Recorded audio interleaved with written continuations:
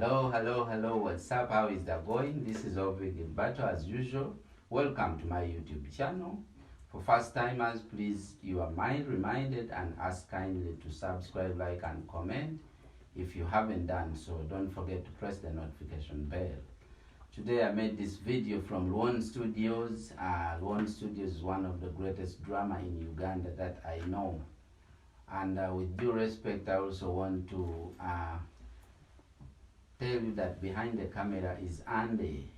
He has been the big man behind the videography that I do most of these days. So I'm so humbled and I feel so blessed here.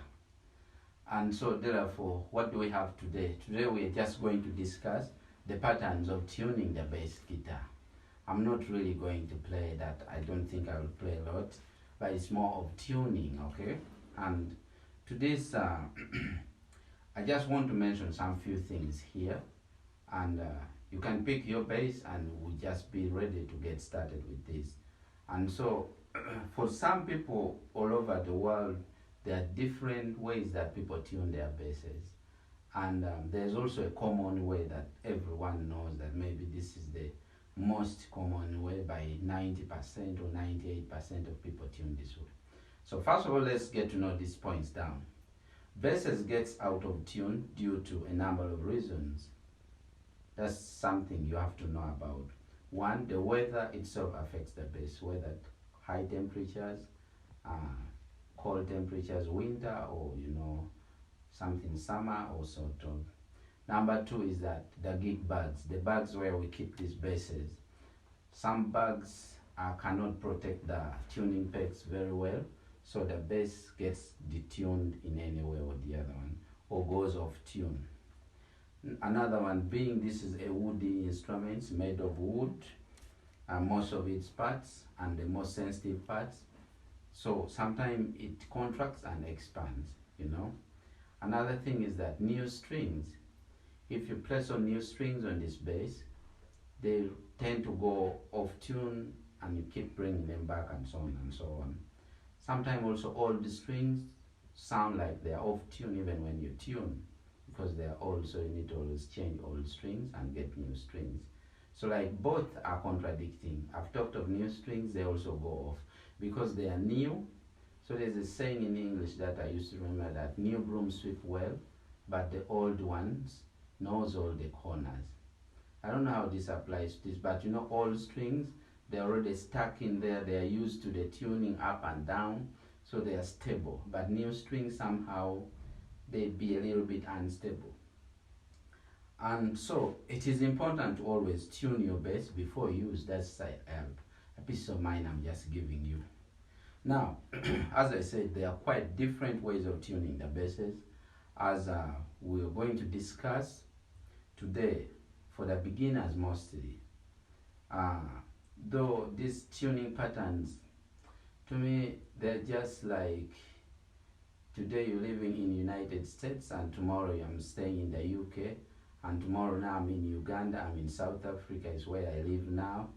It's just like changing the location, but you remain the same person. So it's the same here. People have changed the tune, do what? It's just the flexibility. What do you feel comfortable with? Go with that. So we're going to discuss that. So number one is that, let's first name our bass generally and we see. So this is a 4-string bass, as you can see, very beautiful. A Fender square bass. This string is string E.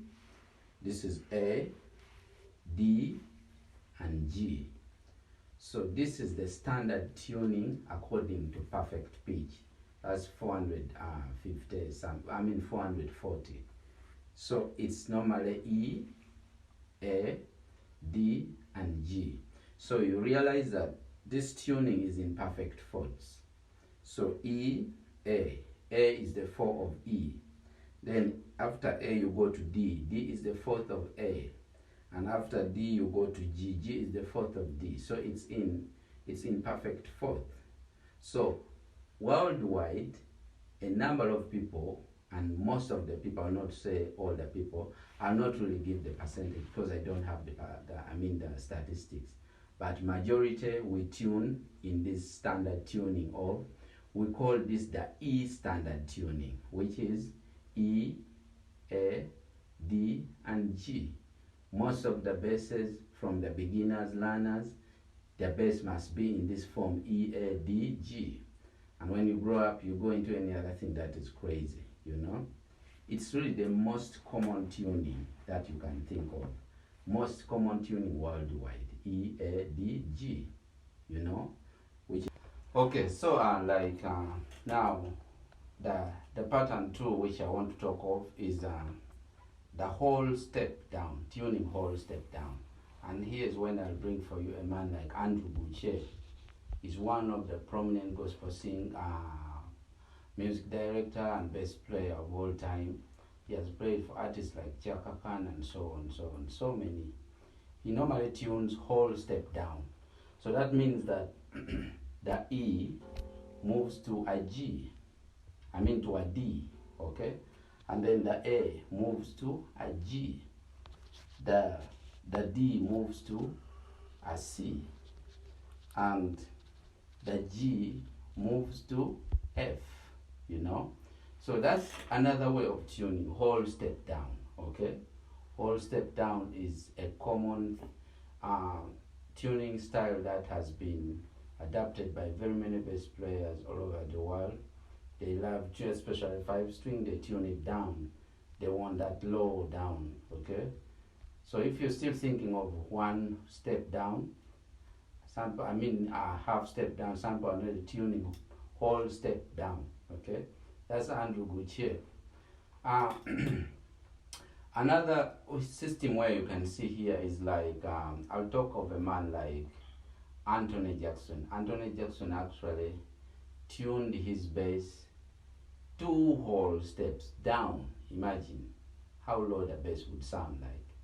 It sounds ridiculous and maybe weird, but he tuned the E. If you move, you know your music theory, 2 whole step down, meaning you go to C, okay?